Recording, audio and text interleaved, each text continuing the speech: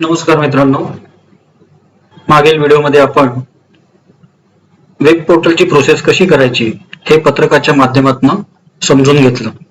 परंतु बऱ्याच लोकांना त्या वेब पोर्टलवर जाऊन लिस्ट कशी चेक करायची हा प्रश्न पडला आहे आणि त्या संदर्भात मार्गदर्शन करणारा एक व्हिडिओ आम्ही आता शेअर करत आहोत. तो तुम्ही बघून घ्यावा. सर्वप्रथम गुगलवर जाऊन जी आपली वेबसाईट आहे त्या वेबसाईटवर आपण क्लिक करूया. वेबसाईट ओपन झाल्यावर मित्रांनो तुम्हाला इथे दिसेल रिटर्न पेमेंट लिस्ट आणि मिसिंग बँक डिटेल्स. आता सर्वप्रथम आपण रिटर्न पेमेंट लिस्टवर क्लिक करूया. एक लक्षात घ्या मित्रांनो की ज्या फायनान्शियल क्रेडिटरचे म्हणजे गुंतवणूकदाराचे क्लेम ऍडमिट झालेला आहे आणि ज्याच्या अकाउंटला अपफ्रंट अमाऊंट गेलेली नाही अशा लोकांसाठीच हे वेब पोर्टल ओपन करण्यात आलेले आहे. मागील व्हिडिओमध्ये सुद्धा आम्ही तुम्हाला हे स्पष्टपणे सांगितलेलं आहे. ठीक आहे. तरी देखील बरीचशी लोक ज्यांचा क्लेम ऍडमिट झालेला नाही अशी लोक सुद्धा यावर क्लिक करतायत. तर त्या संदर्भातला सुद्धा व्हिडिओ लवकरच आम्ही शेअर करणार आहोत. परंतु सध्या आपण ज्यांचा क्लेम ऍडमिट झालेला आहे अशा लोकांचं बँकेमध्ये पेमेंट गेलेलं नाही आणि त्यांचं नाव या लिस्टमध्ये आहे की नाही हे चेक करूया.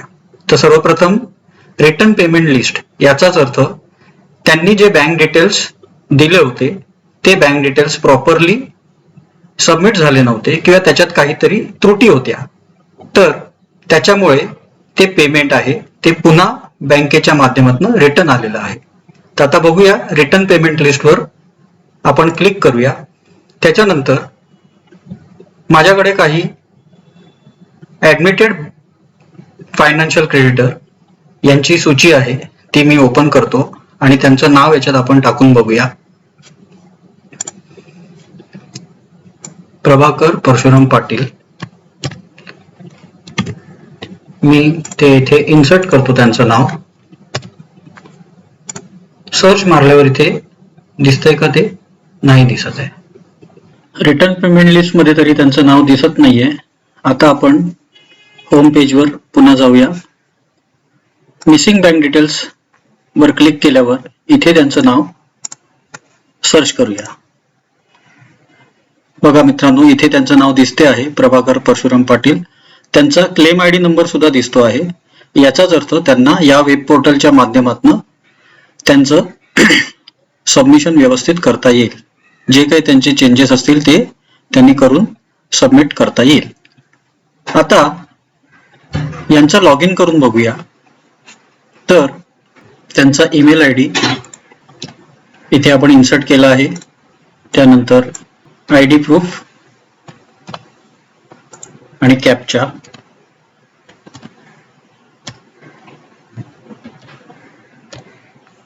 डिक्लेरेशन वर टिक करून लॉग इन केलं. हे बघा मित्रांनो, त्यांचं वेब पोर्टल ओपन झालेलं आहे. याचाच अर्थ त्यांना आता इथे जे काही त्यांचे रिलेव्हंट चेंजेस आहेत ते करू शकतात आणि प्रॉपरली सबमिशन करू शकतात. तर अशा पद्धतीने मित्रांनो आपण या लिस्टच्या माध्यमातून आपलं चेक करायचं नाव आणि सबमिशन करायचं आहे. आता दुसरी एक केस बघूया. यांचा सुद्धा क्लेम ऍडमिट आहे. तर आपण त्यांचं नाव पहिले सर्च करूया. मित्रांनो, मिसिंग बँक डिटेल्स मध्ये त्यांचं नाव दिसत नाहीये. पुन्हा एकदा तीच प्रोसिजर. दुसऱ्या लिस्ट मध्ये नाव आहे का ते चेक करूया. इथे मात्र त्यांचं नाव दिसलेलं आहे. ठीक आहे, म्हणजे यांना सुद्धा या वेब पोर्टलच्या माध्यमातून योग्य ते चेंजेस करता येतील. आता आपण यांचं लॉग इन होते का ते बघू. पुन्हा एकदा त्यांचा ईमेल आयडी,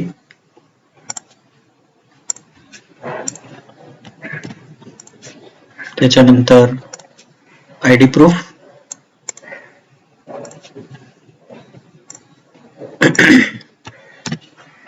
आणि कॅप्चा टाकूया.